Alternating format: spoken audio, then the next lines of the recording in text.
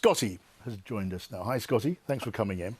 Just give us your verdicts, in essence here. Is male superiority, is it confined to an anachronistic corner of our gender, or is it hardwired into the male brain? I think it's much darker than that. I think it's much sinister than that. I think men in this country, and let's talk about this country, men are socialised to be a hegemonic version of masculinity. So they're told they have to be violent, that they have to dominate, that they are to be leaders. And we've created cultures that endorse that. And so we're witnessing the effects of that. It's embarrassing, actually, that we've got like prolific Hollywood film stars who are saying it's now time that we listen to women. Actually, we need to do more than that. You know, like, it would be really easy and in their capacity to be able to sign contracts in which they see the contracts of other women that are playing alongside them and make sure they're being paid the same amount. You don't see any signs of attitudes changing?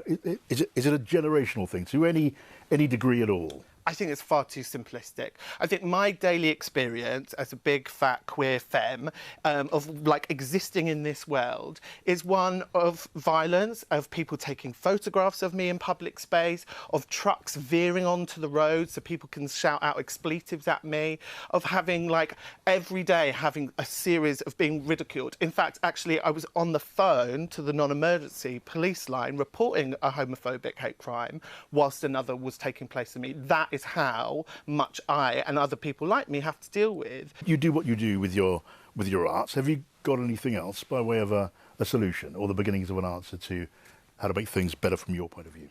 Well, that's a difficult question because, you know, to some extent, like, I am a victim of masculinity in a way because of the aggressions that I put up with on a day-to-day basis.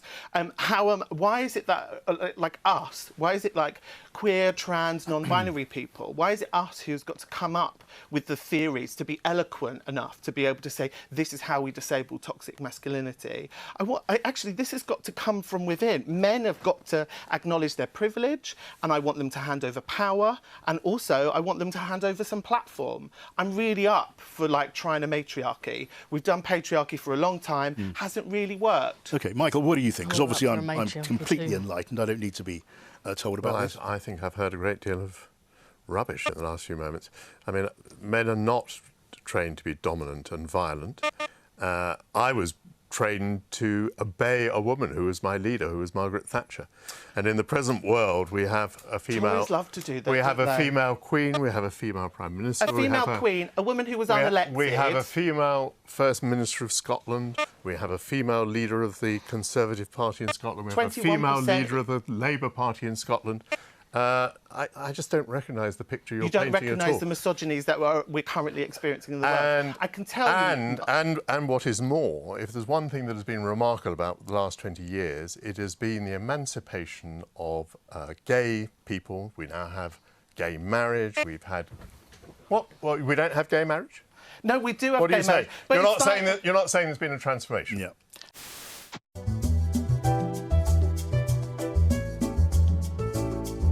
My problem has been with the whole of this chaotic scandal which has engulfed Westminster.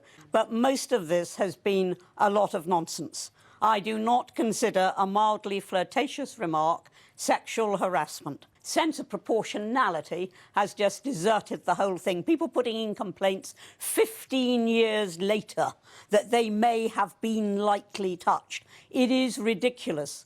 I mean, normally that would just make me laugh. We're already, as a society, at a stage where people are dubious about putting their arm round a distressed child because they feel it might be misinterpreted. Are we really going to get to the stage where no man can make a flirtatious comment, can make a light touch, can give a pat of encouragement, can give a touch of comfort, whatever it might be, where human beings feel they have to stand off from each other? If so, that's not some new age of enlightenment, that's a dark age.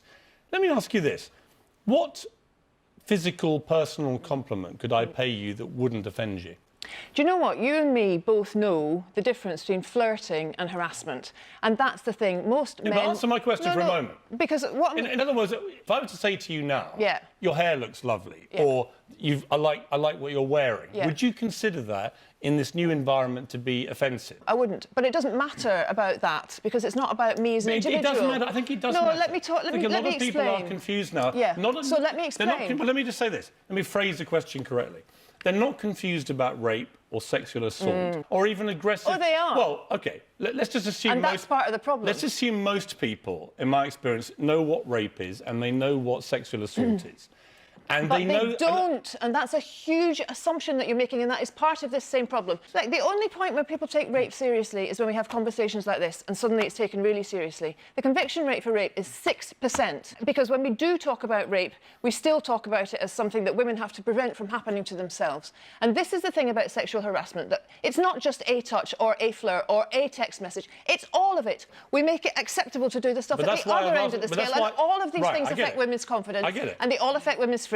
I get it. But I would also say, from my personal experience talking to women in the last 2 weeks, a lot of women don't share the view that a hand on a knee, albeit completely inappropriate perhaps, after a couple of drinks at lunchtime, or a clumsy pass by a married politician, they don't see that as anywhere near the same level of offence as sexual assault, rape and so on. And so I'm mainly asking, really, you know, I think a lot of people think this is a good debate to be having. Yeah. But where is the line to be drawn? But that's the thing. It's not about, like, why do we have to draw lines? We know that... Because otherwise people don't know where the line is. But it's not true. Like, men don't harass people who can fire them. And that's because very few women are in positions of authority over men. This is actually about power. And if some women don't want to report, that's fine. Nobody's insisting that they should. Nobody's telling out she has to. Well, let me ask Anne Widdecombe. Anne, in all your time in Parliament, were you ever sexually harassed? Absolutely not. And I think for the very obvious reason that, you know, nobody would have expected to make very much progress if they'd tried. But honestly, this is not what Westminster is like. I do not recognise the description of a toxic atmosphere at Westminster as the one that for 23 years I observed close up. And I'm really tired of being told, you know, that women are being suppressed when it takes them years to report something, when they could report it on the spot time. Some of these women did report it and it was dismissed, you had a long innings just now. Now, just hang on. What we're actually getting at the moment is reports coming in via third parties where the women don't even want to complain. Do you wonder why, Anne, when your reaction is like this? They should have done. It is pathetic. It is pathetic. No, it's very courageous when people like you will give them that treatment. Actually standing up to your harassers and standing up to people like you who belittle people's experiences, actually it's the bravest thing. Of course, this doesn't just apply to women. You know, we're talking as if women are the only victims. Men also may have grievances which they want to make known. According to ONS. But, oh, Sophie, do let somebody finish, for goodness sake. I'm just giving you the facts. Which they want to make known. But what I believe is that there should be proportionality. That is the word that I've been using ever since this nonsense started. There is proportionality. What is serious should always be taken seriously. What is trivial isn't worth wasting the time on. And most of this stuff, where even the women themselves don't want to complain, is trivial. Congratulations. Worked so hard, forgot how to vacation. They ain't never had the dedication.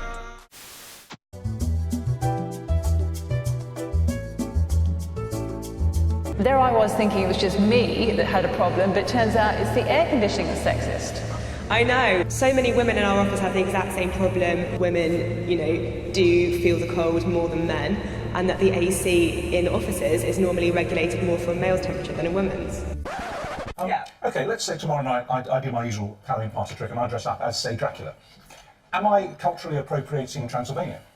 Well, no, because Dracula is a well-known, you know, vampire mythological creature. It's from Transylvania.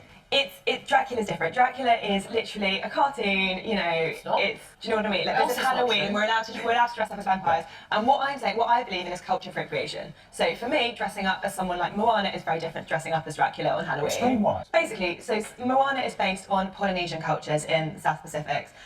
These are cultures that face oppression and discrimination today. They've had their lands taken away from them, and today there is still racial prejudice and discrimination against these people. And so to dress up in their, you know, their native dress and use it as a costume, that's just mockery. It's offensive and it's disrespectful. You're a very intelligent lady. I've read your articles for many years, but I worry that I think this is certifiably insane. I genuinely think, and it would be funny if it wasn't so dangerous. Polynesians, okay, maybe some Polynesians in the past have had a rough time, or maybe they're having it now. Native Indians, black people, white people in Britain probably had a pretty rough time with a Viking. My daughter is white. If she dresses up as Elsa, she's dressing up as a character from a film that she really likes. She's 10 now, she'd think that was really uncool. If she dressed up as Moana, which she wasn't planning to do, but she will be now, that wouldn't be her mocking or in any way being disrespectful to Polynesian culture. That would be her dressing up as a brilliant, strong female role model. My daughter doesn't see colour because she's not been raised to see colour. Most children don't see colour, and you're telling them they should. No, I'm saying they need to be aware. Like, I wish we could live in an idealistic world where colour and race wasn't an issue. That would be wonderful, but we don't. It is important that at some point children become aware of this. People are confused by the two arguments being presented as twin arguments. On the one hand, the little girls can't dress up as a Polynesian because that's racist. On the other hand, they can't dress up as somebody of their own ethnicity, a white princess, because that's superior. So to me, I'm going to say that's kind of where I draw the line. I don't agree so much with the writer on this point. Appropriation implies in some way theft, as if in some way dressing up as a character from a film is in any way stealing someone's culture or disrespecting. It's not stealing it. That's what appropriation means. Exactly. If anything, it's celebrating that culture. But Julia, like, you know, you're not from those cultures, and so I've made the terrible error of being white. Therefore, I'm not allowed to live here. That it's just about being empathetic and trying to put yourself in these people's shoes and thinking, how would you feel if you've gone through Do you think the people of Polynesia have been horrified by that film? I'm sure it's completely different for different people, but at the end of the day, what it's about, it's about being polite and respectful. The Polynesian Islanders give a flying fig about that Disney film? I bet they don't. I have read articles saying that.